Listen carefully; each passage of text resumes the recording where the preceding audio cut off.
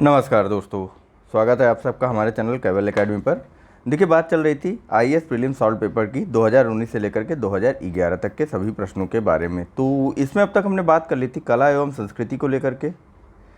इसके अलावा हमारी बात हो गई थी भारत के प्राचीन इतिहास के बारे में भी।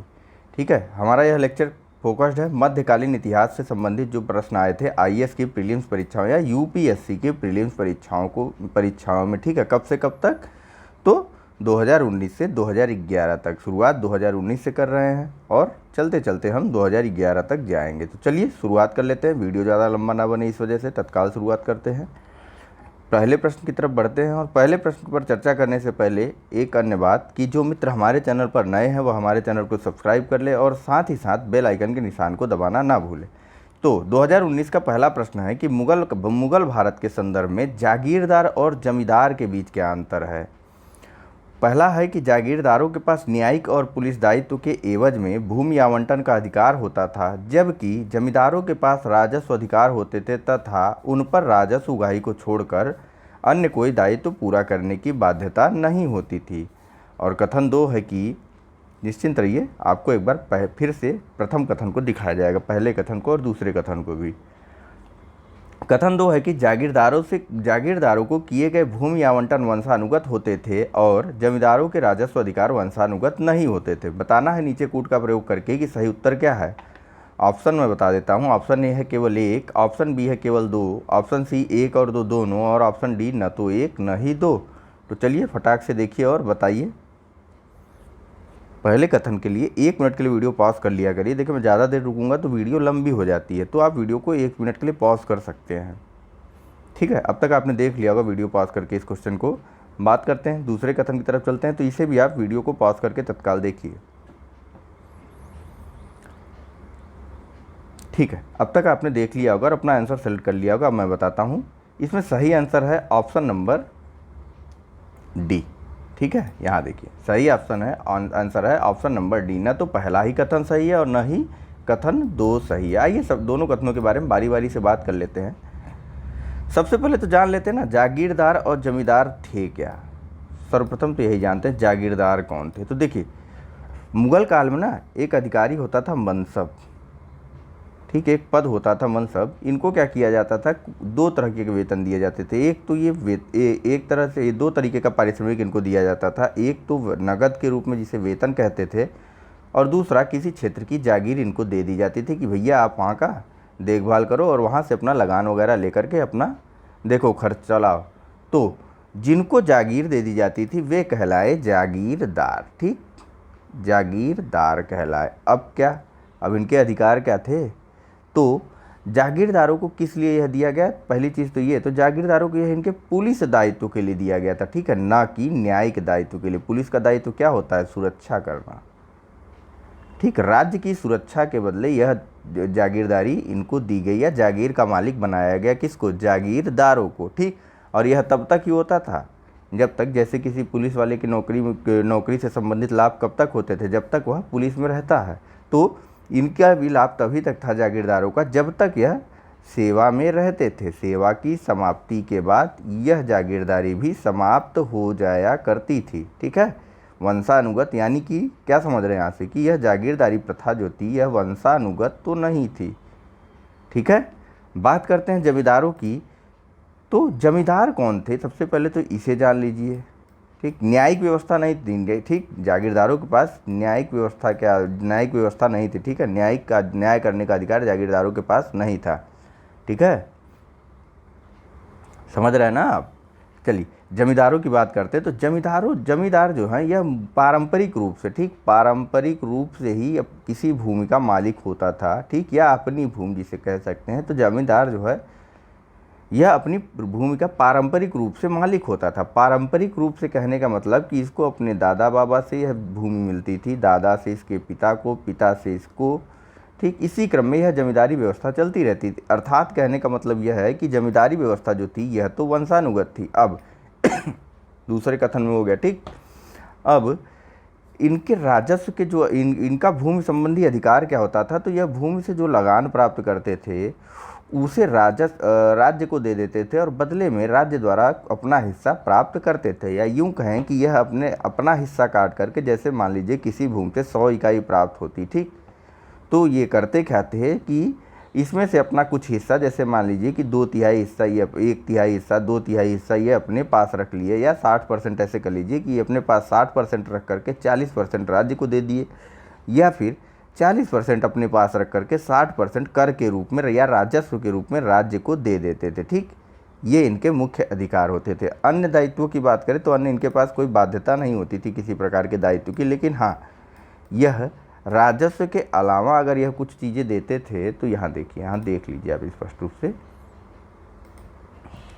और जो कुछ खास किस्म की चीज़ें ये राज्य को देते थे तो उसे क्या कहा जाता था, उसे खिदमत कहा जाता था। ठीक है, क्या कहा जाता था, खिदमत। राजस्व के अलावा जो है या अन्य जो सेवाएं राज्यों को देते थे उसे ही खिदमत बोला जाता था। बाकी कुछ जमींदारों के पास घुड़सवार, तोपखाने और पैदल सिपाही भी होते थे जिन्हें आवश्यकता पड़ने पर वे राज्य को दे भी सकते थे। ठीक, आवश्यकता पड़ने का अर्थ यह है कि वर्तमान में भी चीज़ें आप देखिए कि आपके पास जो भी संसाधन है, यदि राज्य को ज़रूरत होती तो राज्य उन्हें ले ही लेता है। ठीक है, उसी प्रकार से उस समय भी व्यवस्था थी। हालांकि इसको आप ऐसे नहीं तय कर सकते, निश्चित तौर पर इसे नहीं कह सकते कि उन्हें देना ही होता था। ठीक है, तो कथन 1 और 2 दोनों की बात हो गई, स्पष्ट रूप से आपको समझ में आया होगा। चलिए नेक्स्ट प्रश्न के बारे में बात करते हैं, 2019 के प्रश्न संख्या 2 के बारे में। सॉरी, तो यहाँ पूछा जा रहा है कि दिल्ली सल्तनत के राजस्व प्रशासन में राजस्व वसूली के प्रभारी को आमिल कहा जाता था। कथन 2 है कि दिल्ली के सुल्तानों की इक्ता प्रणाली एक प्राचीन देसी संस्था थी। और कथन 3 है कि मीर बख्शी का पद दिल्ली के खलजी सुल्तानों के शासनकाल में अस्तित्व में आया। आपको बताना है कि उपर्युक्त में से कौन सा कथन सही है। ऑप्शन है ए केवल 1, बी 1 और 2 दोनों, सी केवल 3, या डी 1, 2 और 3। देखिए यहाँ पर ना मध्यकालीन इतिहास बहुत शॉर्ट में बता दिया गया, ज़्यादा प्रश्न नहीं आए हैं। 2019 में प्रश्न बढ़ा दिए गए हैं, तो 2020 के लिए हमें सावधान होना होगा। और आपको एक चीज़ बताऊं कि जब घटना चक्र वाली मिडाइवल की सीरीज चलेगी या मध्यकालीन भारत की सीरीज चलेगी तो उसे आप ज़रूर फॉलो कीजिए। पूरा का पूरा मध्यकालीन इतिहास आपको बहुत अच्छे से समझ में आ जाएगा। इसी प्रकार से आप एंशिएंट हिस्ट्री वाले लेक्चर को भी फॉलो कर सकते हैं।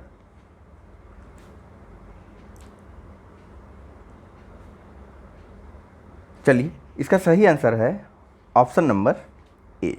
ठीक है, यानी कि पहला ही कथन केवल सही है। ठीक, क्या कथन है कि दिल्ली सल्तनत में जो राजस्व प्रशासन में राजस्व वसूली का जो अधिकारी होता था, ठीक, ऐसे याद कर लीजिए, फैक्ट है कि दिल्ली सल्तनत में राजस्व वसूली के अधिकारी को आमिल कहा जाता था। ठीक है, यह फैक्ट है, इन्हें याद ही करना होता है। बाकी सबसे पहले जानते हैं इक्ता प्रणाली को। तो इक्ता प्रणाली की शुरुआत मोहम्मद गौरी के द्वारा की गई थी। ठीक है, सबसे पहले शुरुआत ही इसकी मोहम्मद गौरी के द्वारा की गई थी। इक्ता को पहले जानते होती क्या है, आगे बात करेंगे इसके बारे में कि कब शुरुआत हुई, कैसे शुरुआत हुई। सबसे पहले देखिए इक्ता होती क्या है। इक्ता होता क्या था कि यह भूमि के एक टुकड़ा होता था, ठीक है, जो कि सैनिकों को मुख्यतया, बाकी असैनिकों को भी कभी कभी दिया जाता था, लेकिन मुख्यतया यह सैनिक अधिकारियों को दे दिया जाता था इस भूमि का प्रशासन चलाने के लिए। और जिस ऐसे डिफिनीसन दे सकते हैं कि जिस भूमि का प्रशासन चलाने के लिए सैनिक अधिकारी या असैनिक अधिकारियों को दे दिया जाता था उसे ही, और साथ ही साथ उसकी पैदावार या लगान के उपभोग का भी अधिकार उस अधिकारी या ऐसे अधिकारी को दे दिया जाता था जो सैनिक या असैनिक वर्ग का रहा हो। तो उस भूमि के टुकड़े को इक्ता कहते हैं। इस प्रकार से आप डिफिनीसन दे सकते हैं। ठीक, लेकिन अगर लेमन भाषा में आप सिंपल वे में समझिए इस चीज़ को, तो इक्ता उस भूमि को कहते हैं जो जिसका प्रशासन और उससे संबंधित समस्त सुविधाओं का लाभ किसी सैनिक को या किसी अधिकारी को प्राप्त होता था, उसे इक्ता कहते थे। और जिस सैनिक या जिस अधिकारी के पास ऐसे अधिकार होते थे या ऐसे इक्ता होते थे उसको इक्तादार या इक्तेदार कहा जाता था। समझ में आई बात। अब देखिए अब इसकी शुरुआत कैसे हुई और कहाँ से हुई।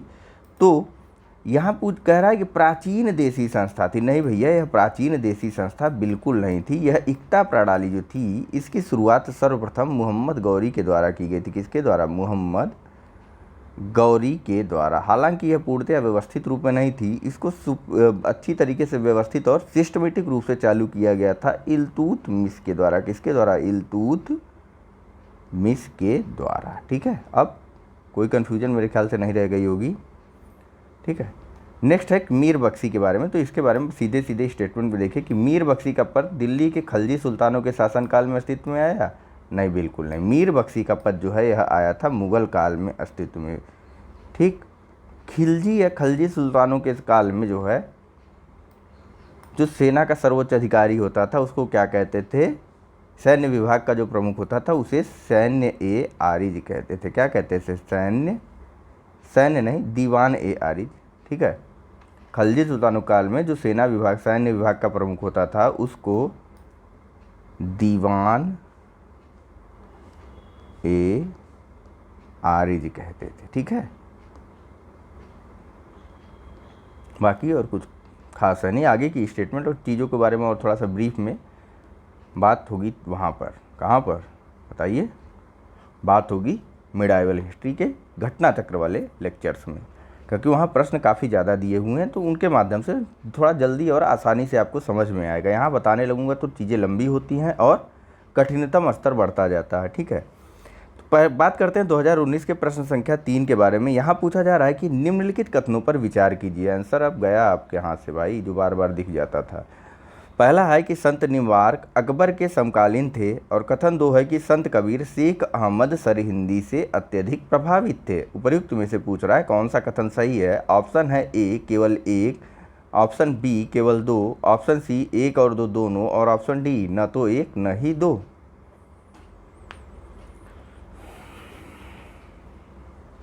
चलिए, इसका सही आंसर है ऑप्शन नंबर डी, न तो 1 न ही 2। ठीक, बात कर लेते हैं। देखिए, निम्बार्काचार्य जो थे ना, यह रामानुजाचार्य के समकालीन थे। किसके? रामानुजाचार्य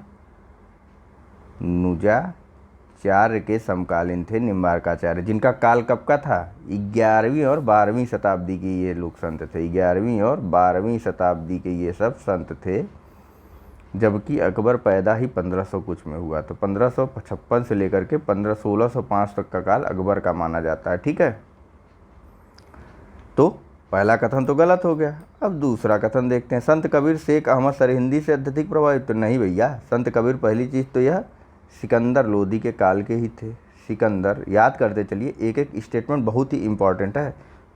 सिकंदर लोदी के समकालीन थे कौन? संत कबीर। निम्बार्काचार्य कालीन थे रामानुजाचार्य के, और इसके अलावा यह 11वीं 12वीं शताब्दी के संत थे। ठीक है, तो यानी दोनों हुए ना, निम्बार्काचार्य और रामानुजाचार्य दोनों ही 11वीं 12वीं शताब्दी के संत थे। ठीक है, बाकी यहाँ देखिए कि संत कबीर सिकंदर लोदी के शासनकाल समकालीन थे, और साथ ही साथ इनका जो आदर्श था या सबसे ज़्यादा यह प्रभावित थे तो अपने गुरु से प्रभावित थे, और इनके गुरु थे रामानंद। ठीक है, और यह जो है कबीर जो है यह हिंदू मुस्लिम एकता के प्रबल समर्थक थे। हिंदू प्लस मुस्लिम। आइए अगले प्रश्न की तरफ चलते हैं। हाँ, यहाँ निम्बार्काचार्य के एक मत के बारे में बात की गई है, बताया गया है, उसे जानते हुए चलिए कि निम्बार्काचार्य का मत था द्वैतवाद। ठीक, निम्बार्काचार्य के मत को द्वैतवाद के नाम से जाना जाता है। ठीक है, आइए अगला प्रश्न देखिए। यहाँ पूछ रहे हैं कि मियाँ तानसेन के संदर्भ में निम्नलिखित में से कौन सा कथन सत्य नहीं है। ऑप्शन है ए नहीं है। ठीक, नहीं है। फिर से कह रहा हूँ, कौन सा कथन सही नहीं है ये बताना, यानी कि एक कथन सही नहीं है, बाकी तीनों कथन सही है। अब बताइए। ए, सम्राट अकबर द्वारा इन्हें दी गई उपाधि तानसेन थी। ऑप्शन बी है कि तानसेन ने हिंदू देवी देवताओं से संबंधित द्रुपदों की रचना की। ऑप्शन सी है कि तानसेन ने अपने संरक्षकों से संबंधित गानों की रचना की, और ऑप्शन डी है कि तानसेन ने अनेक रागों की मौलिक रचना की। अब बताइए। चलिए, इसका सही आंसर है ऑप्शन नंबर ए। ठीक, सम्राट अकबर ने इन्हें तानसेन की उपाधि नहीं दी थी। सबसे पहले तानसेन के बारे में जानते हैं। तो तानसेन के बचपन का नाम क्या था? रामतनु पांडे। कई जगह पीसीएस की परीक्षाओं में यह पूछा जाता है। रामतनु पांडे इनके बचपन का नाम था। ठीक है, हो गया क्लियर। अब सम्राट अकबर ने इन्हें तानसेन की नहीं, सम्राट अकबर ने इन्हें मियाँ की उपाधि दी थी, यह भी जानते रहिए। दूसरी चीज़, तानसेन की उपाधि फिर रामतनु पांडे को कौन देता है? तो तानसेन की उपाधि रामतनु पांडे को देते हैं ग्वालियर के राजा। देखिए, 3 लोगों के बारे में इस बारे में कथन है, तो तीनों के बारे में हम जान लेते हैं। ग्वालियर के राजा थे मान सिंह तोमर, सॉरी तान सिंह कह रहा हूँ, मान सिंह तोमर, इनके द्वारा दिया गया। एक कथन और है कि इनके पुत्र जो थे राजा विक्रमादित्य, इनके द्वारा दिया गया। एक कथन और है कि इनको यह तानसेन की उपाधि रीवा नरेश रामचंद्र के द्वारा या रामचंद्र सिंह के द्वारा दी गई थी। तो अब ऑप्शन जैसा आपको मिले, मेरे समझ से अगर तीनों आएगा तो आपको अपना आंसर मानसिंह को लगाना है, ठीक है।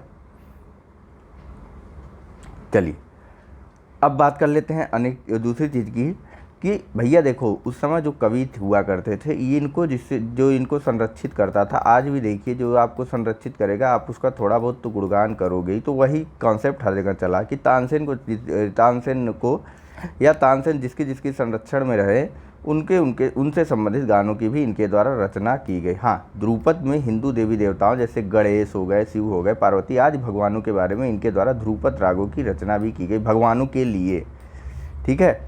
और बाद में कुछ इनके मौलिक राग भी थे, ठीक। उन रागों के बारे में जान लेते हैं। कुल एक तो था मियाँ मल्हार, यहाँ देखिए नीचे लिखा हुआ है, वहीं से देख लेते हैं। ये देखिए मौलिक राग जो थे इनके मियाँ मल्हार, मियाँ की सारंग, मियाँ की तोड़ी और दरबारी कान्हड़ा आदि प्रमुख मौलिक रचनाएं थी या मौलिक इनके राग हैं, ठीक। मियाँ मल्हार, मियाँ की सारंग, मियाँ की तोड़ी और दरबारी कान्हड़ा। कभी आ जाए प्रश्नों में कि यह मौलिक राग या मौलिक रचना किसकी है, तो भैया यह तानसेन की है। तानसेन को अकबर ने मियाँ की उपाधि दी थी। तानसेन की उपाधि जो है मुख्य रूप से आप ये जानते चलिए कि ग्वालियर के राजा मानसिंह तोमर के द्वारा दी गई थी, ठीक है। बाद में अगर अन्य कहीं विकल्प में नहीं रहते हैं ये मानसिंह तोमर, तो दूसरे विकल्प के रूप में आप राजा विक्रमाजीत को चुनिएगा और अन्यथा तीसरे विकल्प के रूप में आपको चुनना है रीवा नरेश राम सिंह को, ठीक, रामचंद्र सिंह को। बाकी अन्य तीनों कथन आपके सामने स्पष्ट हो गए होंगे। चलिए बात कर लेते हैं अन्य प्रश्न के बारे में, यानी कि कौन सा चल रहा है, 2019 चल रहा है। देखिए 2019 में कितने प्रश्न आए, लगभग 5 प्रश्न आए हैं, ठीक। बॉनी बहुत इंपॉर्टेंट फैक्टर बन गया ये। यहाँ पूछा जा रहा है कि इनमें से किस मुगल सम्राट ने सचित्र पांडुलिपियों से ध्यान हटाकर एल्बम या चित्राधार जिसे बोलते हैं को और वैयक्तिक रूप चित्रों पर अधिक जोर दिया। ऑप्शन है ए हुमायूं, बी अकबर, सी जहांगीर अथवा डी शाहजहां।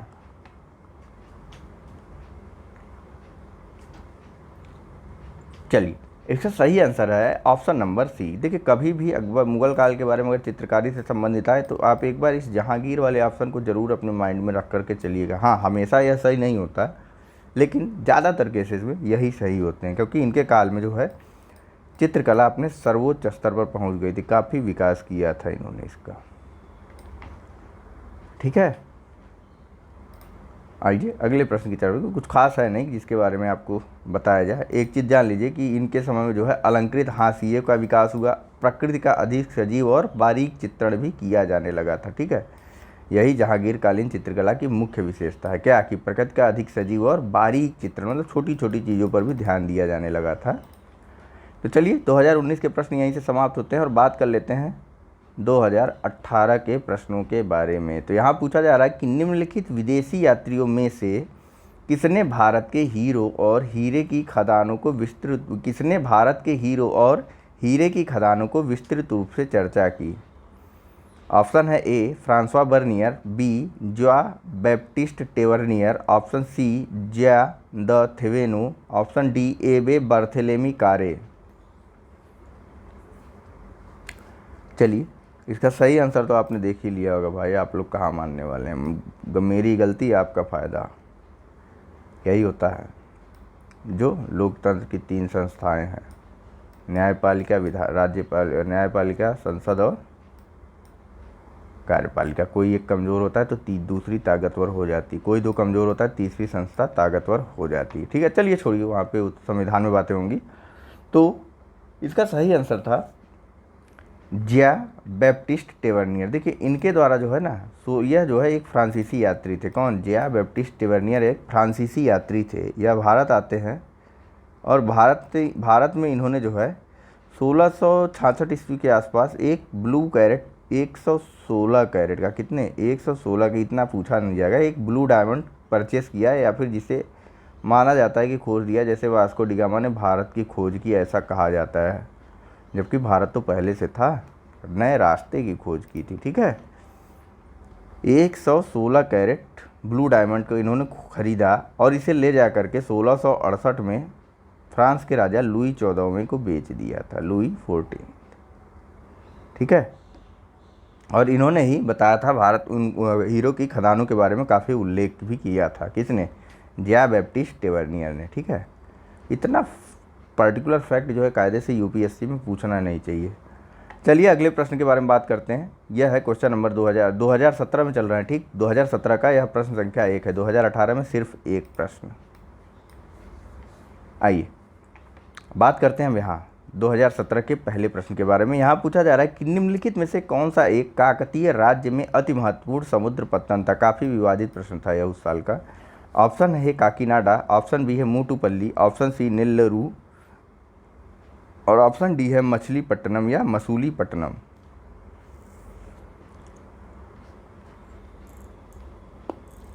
चलिए, इसका सही आंसर है ऑप्शन नंबर बी, मोटुपल्ली। यह काकतीय राजवंश का एक महत्वपूर्ण समुद्री तटीय या समुद्री बंदरगाह था। ठीक, पतन या बंदरगाह एक ही चीज़ होता है, याद रख लीजिए आप लोग। काकतीय राज्य का एक महत्वपूर्ण बंदरगाह था मोटुपल्ली। आइए इसके बारे में थोड़ी सी चर्चा करते हैं। किसके बारे में? काकतीय राजवंश के बारे में। देखिए, काकतीय राजवंश जो है यह मूलतः कल्याणी के चालुक्यों के सामंत थे, जो काकतीय लोग थे। ठीक, काकतीय शासक जो थे यह चालुक्यों के क्या थे?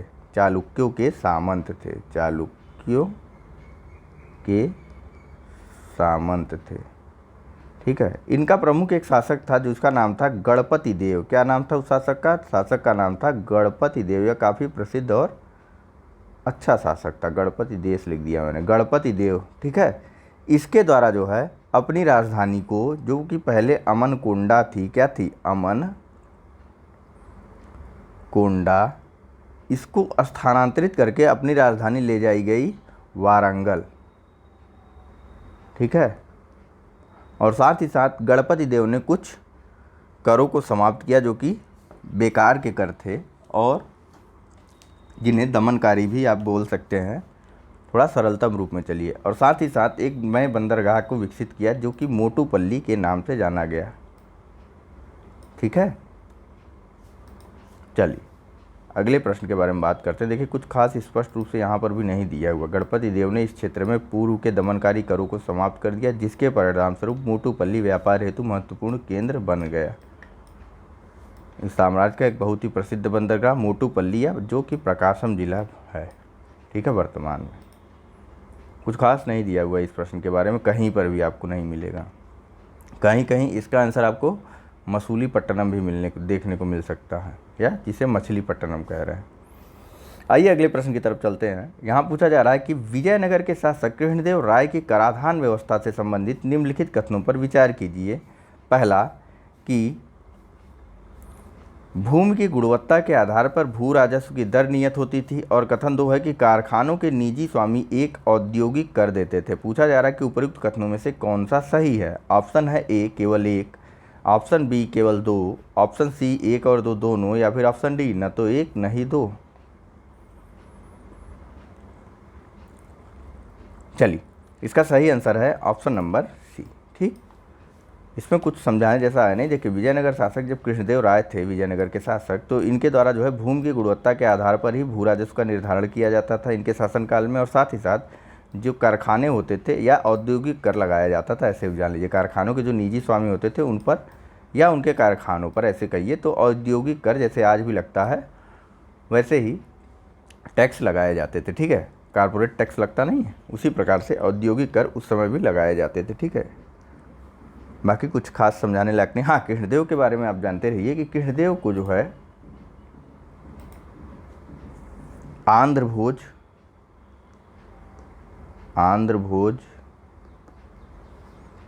अभिनव भोज, इसके अलावा आंध्र पितामह आदि नामों से जाना जाता था। आंध्र पितामह। ठीक, आंध्र भोज, अभिनव भोज, आंध्र पितामह आदि नामों से जो है कृष्णदेव राय को जाना जाता था। यह तुलुव वंश का था। किस वंश से संबंध रखता था कृष्णदेव राय?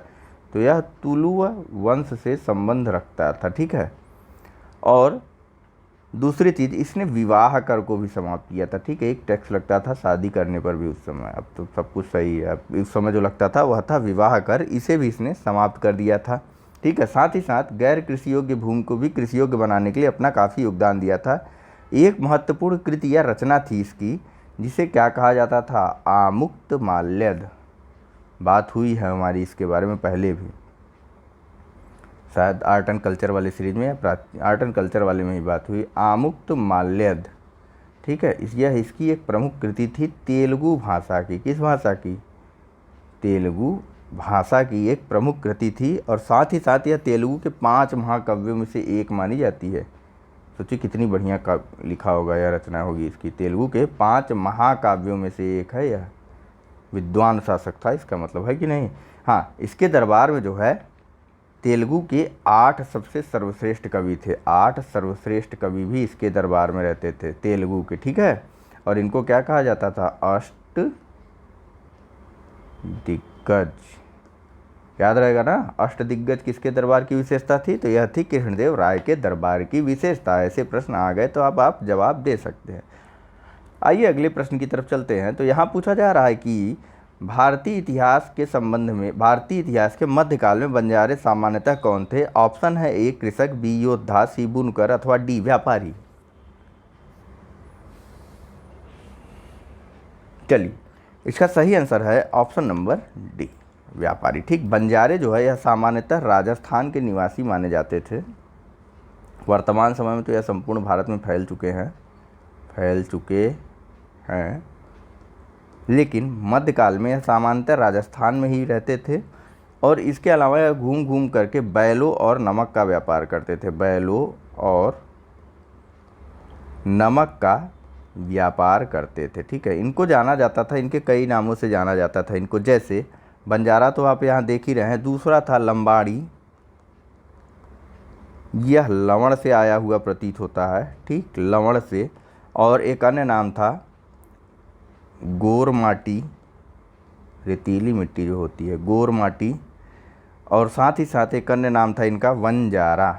बंजारा देखा आपने ना, बंजारे में ही वह हटा, वह लगा दीजिए ब की जगह। ठीक है, लंबाड़ी, गोरमाटी या वनजारी आदि नामों से भी इनको जाना जाता था। यह मुख्यतः बैलों और नमक का व्यापार करते थे। और साथ ही साथ कहाँ था इनका मुख्य निवास था? तो राजस्थान के क्षेत्रों में इनका मुख्य निवास था। ठीक है, घूम घूम कर यह नमक और बैलों का व्यापार करते थे। आइए अगले प्रश्न की तरफ चलते हैं। तो यहाँ पूछा जा रहा है कि मध्यकालीन भारत के आर्थिक इतिहास के संदर्भ में शब्द अर्घट्टा किसे निरूपित करता है? ऑप्शन है ए बंधुआ मजदूर, बी सैन्य अधिकारियों को दिए गए भूमि अनुदान, सी भूमि की सिंचाई के लिए प्रयुक्त जल चक्र या वाटर व्हील, अथवा डी कृषि भूमि में बदली गई बंजर भूमि।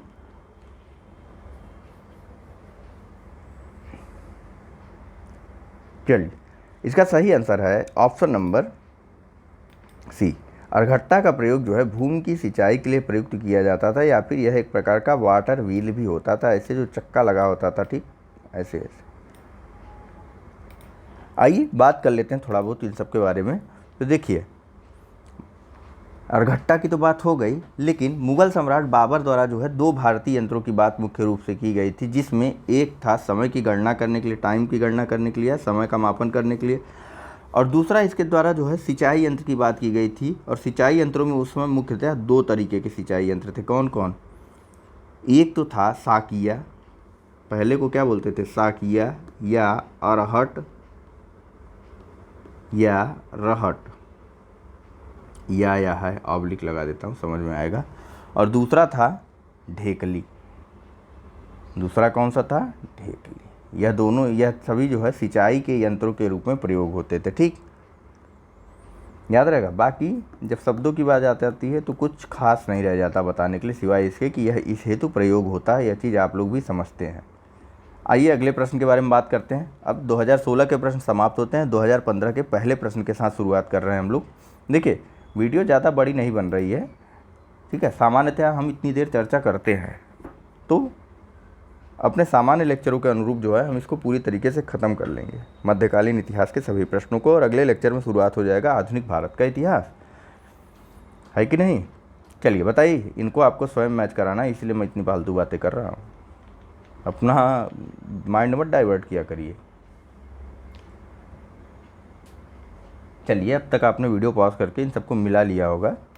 वीडियो पॉज करके ही मिलाया करिए, ठीक है, ताकि आपको टाइम मिल जाए और मैं भी जल्दी से वीडियो ख़त्म कर सकूं। कुछ लोग होते हैं वो 1 मिनट में पढ़ लेते हैं, कुछ लोग होते हैं उन्हें 2 मिनट लगता है, कुछ लोग होते हैं उन्हें 3 मिनट लगता है। तो भैया आप सबके लिए जो है बराबर समय मिलना चाहिए ना, तो वीडियो पॉज करिए और आराम से पढ़िए, है कि नहीं? क्योंकि आंसर वहाँ समय उतना ही देना है और अच्छे से करना है, वहाँ समय जल्दी से जल्दी और सही से सही प्रश्नों को ज़्यादातर करना है, ठीक है। चलिए बात करते हैं, इसमें सही आंसर है। सबसे पहले तो सही आंसर जानिए कि सही आंसर है इसका केवल 2। दुर्गर जो है यह जम्मू क्षेत्र में था, बाकी चंपक यह चंबा है। अब बताइए, चंपक चंबा है और कुलूत कुल्लू मनाली वाला कुल्लू है। अब बताइए कौन सा किस क्षेत्र में होगा? यह दोनों क्षेत्र कहाँ है?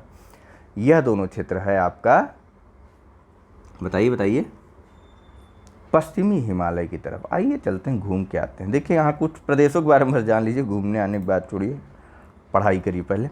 देखिए चंपक चंबा था, दुर्गर जम्मू में, कुलूत कुल्लू का पुराना नाम था, त्रिगर्ता जालंधर और कुमाऊं आदि प्रमुख जो है उस समय के राज्य थे, ठीक है, पहाड़ी राज्य थे, कुछ पहाड़ी राज्य 9वीं शताब्दी के, ठीक है। कौन कौन सा? चंपक चंबा, दुर्गर जम्मू, कुलूत कुल्लू, त्रिगर्ता जालंधर और कुमाऊं। वर्तमान में जो हिमाचल प्रदेश है, यहाँ इसको मत जानिए, कोई मतलब नहीं है।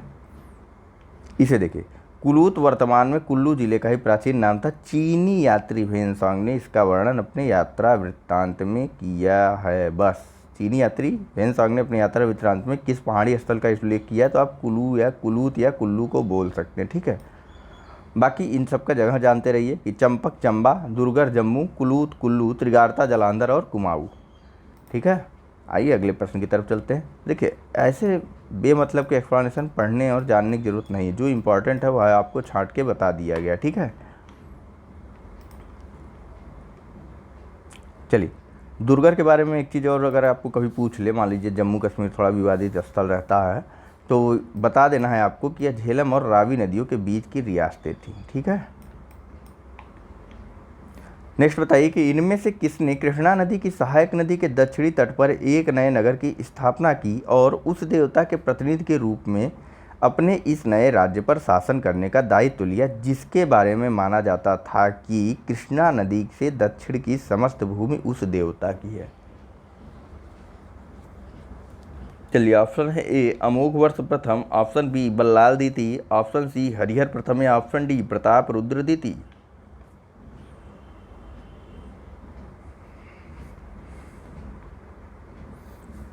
चलिए, इसका सही आंसर है ऑप्शन नंबर सी हरिहर प्रथम। अगर आप लगातार साथ चल रहे होंगे तो आपको पता होगा बहुत अच्छे से, क्योंकि एंशियंट हिस्ट्री वाले चक्कर में, घटना चक्र के सीरीज में इस बारे में बात की गई है, ठीक है। नदी, सहायक नदी का नाम मैं बता देता हूँ, तुंगभद्रा थी वह सहायक नदी, ठीक है, जिसके किनारे जो है हरिहर प्रथम द्वारा जो है विजयनगर साम्राज्य की स्थापना की गई, विजयनगर साम्राज्य की स्थापना की गई। इसके पहले इसके राज्य की राजधानी क्या थी बताइए? इसके पहले इसके राज्य की राजधानी थी अनेगुंडी, अनेगुंडी, ठीक। बाद में जो है अनेगुंडी को हटा करके विजयनगर को हुई अपने राज्य की राजधानी इसके द्वारा बना ली गई। किसके द्वारा? हरिहर प्रथम के द्वारा, ठीक है। हरिहर प्रथम किस वंश से संबंधित था? तो हरिहर प्रथम जो है भवन संगम, या जिसे भाव संगम या भवन संगम के रूप में आपको मिल जाएगा, यह इसका पुत्र था, ठीक है, भवन संगम का पुत्र था, ठीक है। आगे बात कर लेते हैं अमोघ वर्ष के बारे में। तो अमोघ वर्ष जो है यह एक राष्ट्रकूट शासक था। किसका? राष्ट्रकूट शासक था, और एक राष्ट्रकूट शासक गोविंद तृतीय का पुत्र था। किसका पुत्र था भैया? गोविंद थर्ड, ठीक है, ऐसे लिख दे रहा हूँ, गोविंद तृतीय का पुत्र था, ठीक है। इसने मान्यखेत को अपनी राजधानी बनाया था। किसने? मान्यखेत को इसने अपनी राजधानी बनाया था, ठीक है। इसके अलावा एक और चीज़ जानते रहिए कि इसने जो है कन्नड़ भाषा में एक प्रसिद्ध ग्रंथ लिखा जिसका नाम था कविराज मार्ग, ठीक है। आइए अब बात कर लेते हैं नेक्स्ट बल्लाल द्वितीय के बारे में। तो बल्लाल द्वितीय जो है यह होयसल वंश का राजा था। किसका? होयसल वंश का राजा। इसके द्वारा अनेक बहुत ही अच्छे युद्ध लड़े गए, जिसमें इसने विजय प्राप्त की। जैसे कुछ युद्धों की बात करें तो यह देवगिरी के यादवों, ऐसे यहाँ नीचे देख लीजिए, आपको ज़्यादा अच्छे से पता रहेगा, बहुत ज़्यादा लिखना पड़ रहा है ना। वीर बल्लाल या बल्लाल द्वितीय होयसल वंश का एक प्रतापी शासक था जिसने देवगिरी के यादियों, मदुरै के पांड्य, दक्षिण के कलचुरियों और पश्चिम के चालुक्यों आदि पर जीत दर्ज की थी। वहीं प्रतापरुद्र काकतीय वंश का अंतिम शासक था। ठीक, अभी काकतीय वंश के बारे में हमारी बात हुई है कुछ देर पहले 2017 के प्रश्नों में के संबंध में। ठीक है, तो प्रतापरुद्र तृतीय यह काकतीय वंश का अंतिम शासक था जिसे गयासुद्दीन तुगलक के सिपह सालार ने वारंगल पर जीत दर्ज करने के दौरान गिरफ्तार कर लिया और दिल्ली भेज दिया। ठीक, जहां पर इसने आत्महत्या कर ली थी। सोचिए कितना प्रताड़ित किया जाता हो कितना प्रताड़ित किया जाता होगा, अचानक कष्ट क्यों आ गया अंदर से। आइए अगले प्रश्न के बारे में बात करते हैं। यहाँ पूछा जा रहा है कि निम्नलिखित पर विचार कीजिए। पहला है कि बाबर के भारत में आने के फलस्वरूप पहला, उपमहाद्वीप में बारूद के उपयोगों की शुरुआत हुई।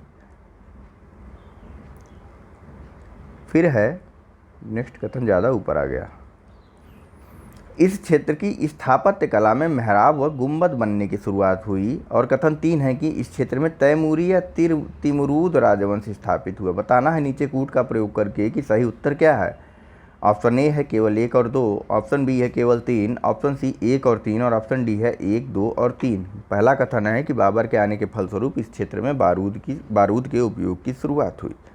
बाकी 2 कथन आपके सामने।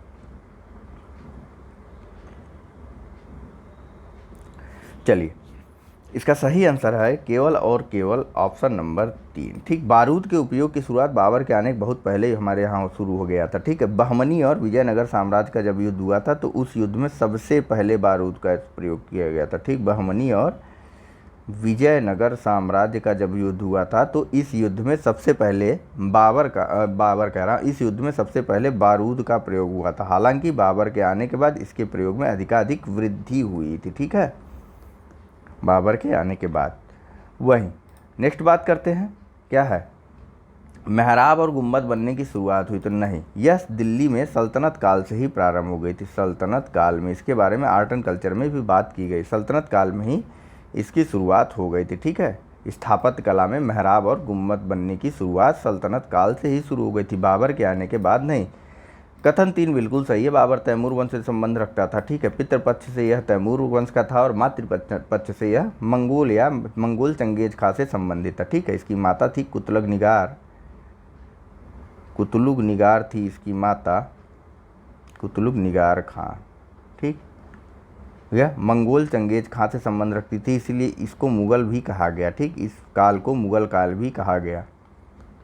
ठीक, वहीं पिता का नाम था इसके उमर शेख मिर्ज़ा। सबका नाम जानते रहिए, कहीं कहीं फैक्ट पूछ लेता है तो आपको आसानी होगी। उमर शेख मिर्ज़ा जो कि तैमूर लंग की पीढ़ी का था। ठीक, तैमूर पीढ़ी का था, इसी वजह से तैमूरी या तैमूर राजवंश की स्थापना हुई। ठीक है, हालांकि बाबर ने जिस नवीन राजवंश की नींव डाली थी उसको क्या कहा गया था, वह तुर्की नस्ल का या तैमूर नस्ल का ही चगताई वंश था, चगताई वंश। ठीक है, याद रहेंगी सारी चीज़ें ना, याद रहनी चाहिए, ना याद रहे तो रिपीट करके वीडियो देख लीजिए। फिलहाल इस बुक को परचेस करके पूरा सॉल्व जरूर करिएगा खुद से भी, क्योंकि मैंने शुरुआत ही इसीलिए की है ताकि आप 3 बार रिवीजन कर सकें, एक बार वीडियो के माध्यम से, दूसरी बार बुक के माध्यम से और तीसरी बार पुनः आप आइए और वीडियो को देखिए, तब देखिए आपको भी मज़ा आने लगेगा। आइए अगले प्रश्न के बारे में बात करते हैं। यहाँ पूछा जा रहा है कि मध्यकालीन भारत में महत्तर व पट्टकली पदनाम किनके लिए प्रयुक्त होते थे। ऑप्शन है ए सैन्य अधिकारी, बी ग्राम मुखिया, सी वैदिक कर्मकांड के विशेषज्ञ अथवा डी शिल्पी श्रेणी के प्रमुख। बस 2-4 क्वेश्चन और है, ज़्यादा नहीं है, परेशान मत होइए आप लोग। इसके बाद एक ही प्रश्न है, 2-4 भी नहीं है। वीडियो को लाइक भी करते चला करिए। चलिए, इसका सही आंसर है ऑप्शन नंबर बी। ठीक, महत्तर या पटकली है जो है ग्राम के मुखिया को बोला जाता था। ठीक है, और ग्राम प्रशासन जो है, ग्राम जो है यह प्रशासन की सबसे छोटी इकाई हुआ करती थी जिसके मुखिया को महत्तर बोला जाता था। और दक्षिण भारत में इसी महत्तर या इसी ग्राम के मुखिया को पटक्किल के नाम से भी जाना जाता था। आइए बात कर लेते हैं थोड़ा सा। तो देखिए, सबसे पहले तो जो है प्रांत होते थे। ठीक, प्रांत, इसे क्या बोला जाता था, प्रांतों को भुक्ति बोला जाता था या प्रदेश बोला जाता था अथवा भोग बोला जाता था। ठीक, प्रांतों को 3 प्रकार से जाना जाता था, भुक्ति, प्रदेश अथवा भोग के नाम से जाना जाता था। ठीक है, वहीं सीमांत प्रदेश का जो शासक होता था उसे क्या बोलते थे? गोप्ता बोलते थे। बाकी देख लीजिए, भुक्ति के शासक को, जहाँ भुक्ति बोला जाता था उसके शासक को उपरीक बोलते थे, प्रदेश के शासक को गोप्ता कहा जाता था और भोग के शासक को भोगपति। भोगपति, ठीक है। तो अब भुक्तियों का विभाजन होता था। भैया भुक्ति भर में तो शासन होगा नहीं, मतलब प्रदेश है तो बस शासन हो गया, नहीं। अब इनका जिलेवार विभाजन होगा और जिले को क्या बोला जाता था? विषय बोला जाता था। ठीक है, विषय। इसके अंदर अनेक छोटे छोटे ये जो जिले होते थे इनको ही विषय बोला जाता था। ठीक, विषय के अधिकारी को क्या बोलते थे? तो विषय का जो अधिकारी होता था इसको विषयपति बोला जाता था। ठीक है, विषयपति तक आ गए। तो अब अंदर विषय हटाऊं, अब यहाँ पे सोच लीजिए है जिला बना है, इसका अधिकारी विषयपति है, विषयपति। ठीक है, अब विषय का विषयपति हो गया, जिले का अधिकारी हो गया, तो नगर प्रशासन का अब जो प्रमुख होगा, ठीक, एक तो ये विषयपति हो गया, बाकी जो नगर के प्रशासन का प्रमुख होगा उसको क्या बोलेंगे? उसको बोलते थे नगरपति। नगरपति नगर के प्रशासन का प्रमुख होता था और नगर परिषद का प्रमुख, जैसे आजकल होता नहीं है, नगर परिषद का प्रमुख होता था, बताइए,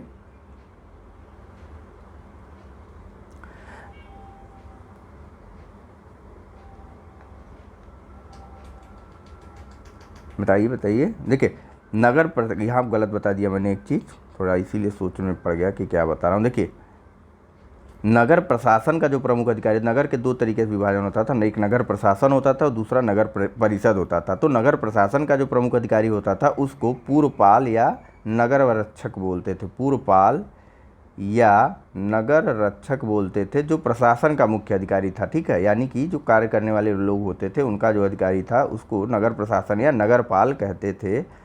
और दूसरा नगर परिषद के प्रमुख को क्या बोलते थे? तो भैया नगर परिषद के प्रमुख को नगरपति बोलते थे। यही गलती हुआ था, नगर प्रशासन का मैंने आपको बता दिया, तो नहीं, नगर प्रशासन नहीं, नगर परिषद का प्रमुख नगरपति होगा और नगर प्रशासन का प्रमुख नगरपाल या फिर पूर्वपाल कहा जाता था। ठीक है, वहीं इसके बाद तो फिर अब गांव आ गया ना, लेकिन गांव और इसके बीच में भी एक क्षेत्र होता था जिसे पेठ कहते थे। क्या कहते थे? पेठ। ठीक, ऐसे कर लीजिए, पेठ कहते थे। बाकी यहाँ तो गांव आ गया, गांव के बारे में बात हो गई ना, पटकली या फिर मेहतर। चलिए समझ में आ गया होगा, फिर से बता दूं, फिर से बताता हूँ। देखिए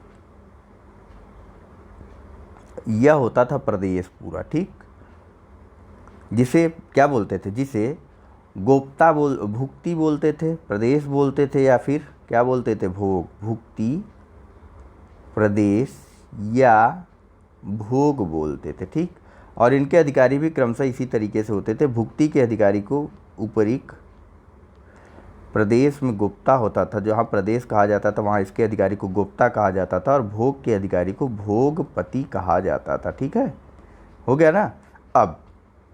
अब इनका विभाजन होता था। ठीक है, विभाजन के आधार पर जो है इनको क्या कहा जाता था? बताइए।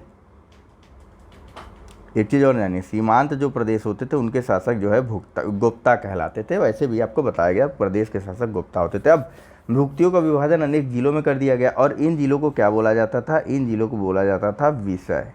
ठीक, और विषय के अधिकारी या जिलों के अधिकारी को बोला जाता था विषयपति।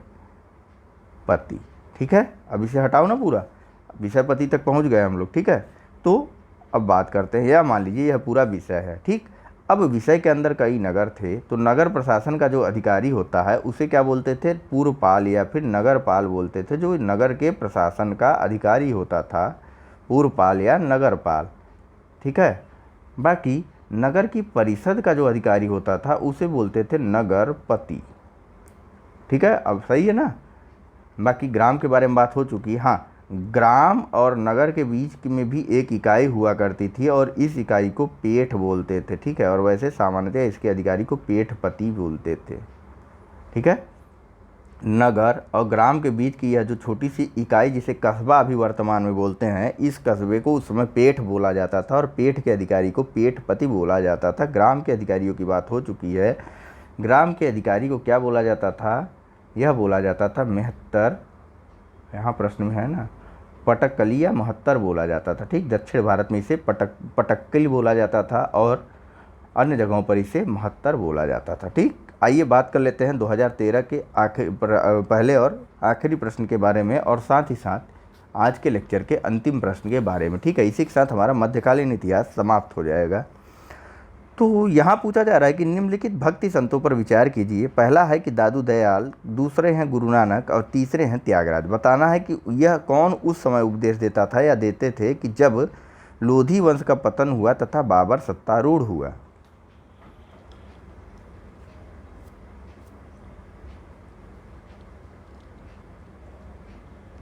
चलिए ऑप्शन आप देख ही रहे होंगे, कभी कभी भूल जाता हूँ आजकल ऑप्शन पढ़ना। इसका सही आंसर है ऑप्शन नंबर बी, यानी कि केवल 2। गुरु नानक जी जो है उस समय उपदेश देते थे जिस समय लोधी वंश का पतन हुआ और बाबर सत्तारूढ़ हुआ। हुआ क्या था कि 1526 में जो पानीपत की लड़ाई हुई थी इब्राहिम लोधी और बाबर के बीच, उसी युद्ध में लोधी जो है परास्त हो जाता है और मुगल वंश की नींव पड़ जाती है। ठीक है, और गुरु नानक का जीवन काल कब से कब था, बस इतना आप जानते रहिए। आप आंसर कर डालेंगे 1469 से लेकर के 1539 तक गुरु नानक जी का जीवन काल था। मुगल वंश की नींव कब पड़ी? मुगल वंश की नींव 1526 में पानीपत के युद्ध के साथ रखी गई थी। हो गया क्लियर कि गुरु नानक जी जो है उस समय उपदेश दिया करते थे। आइए गुरु नानक जी के बारे में कुछ चीज़ें जानते हैं। पहली चीज़ कि यह अवतारवाद में विश्वास नहीं करते थे। अवतारवाद में विश्वास नहीं करते थे। एकेश्वरवादी थे। ठीक, एकेश्वरवादी थे। तीसरी चीज़ निराकार ईश्वर को मानते थे। हो गया, इन तीनों चीज़ों से आप गुरु नानक जी से संबंधित अपने अन्य कथनों को सही कर सकते हो। और कर्मकांड में विश्वास नहीं करते थे, यह भी सत्य है। इनके बारे में कर्मकांड और आडंबरों की इनके द्वारा निंदा की जाती थी। एक अन्य बात, यह गृहस्थ जीवन में ही रहकर भक्ति मार्ग के द्वारा जो है ईश्वर की प्राप्ति में विश्वास करने पर बल देते थे। ठीक है, बाकी हिंदू मुस्लिम एकता पर भी बल देते थे। चलिए बात कर लेते हैं दादू दयाल जी के बारे में। थोड़ा सा इनके बारे में भी जानते रहिए जब बातें आ गई। त्यागराज जी के बारे में तो बहुत अच्छे से चर्चा हुई है। दादू दयाल जी के बारे में थोड़ा सा चर्चा कर लेते हैं। देखिए इनका जीवन काल कब से कब तक था, तो 1544 से लेकर के 1603 तक। ठीक, वहीं मुगल वंश की नींव ही पड़ती है 1526 में। ठीक है, बाकी आइए इनके बारे में देखिए। तो इन्होंने ईश्वर की एकता पर बल दिया था कि ईश्वर एक है। दूसरी चीज, गुरु की महिमा पर बल दिया कि गुरु का ही मान रखो, गुरु की महिमा पर बल दिया। और कथन 3 कि हिंदू मुस्लिम एकता पर बल दिया। देखिए मध्यकाल के जो भी संत थे वह सभी जो है हिंदू मुस्लिम एकता पर बल देते थे। ठीक,